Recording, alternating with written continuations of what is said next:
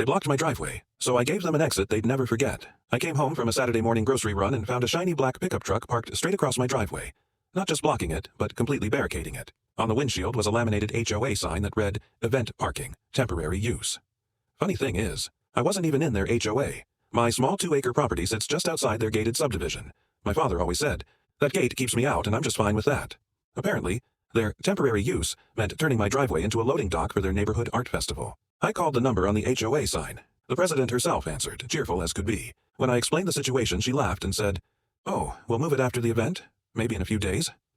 I told her that wasn't acceptable. I needed my driveway clear today. She chuckled again and said, "Well, you'll just have to park on the street like everyone else."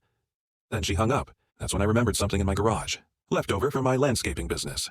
Powdered gypsum, bentonite clay, and a big bag of lawn seed. I pulled out my hose, spread the powders all around the truck tires, and began to spray. Within minutes, the ground turned into thick, sticky mud oozing beneath the tires, the kind that hardens like cement once it dries. A few hours later, the HOA president came marching down the road in wedge heels, clearly not ready for mud. She shouted, "What have you done to our event vehicle?" I smiled and said, "Just improving my driveway." "Perfectly legal."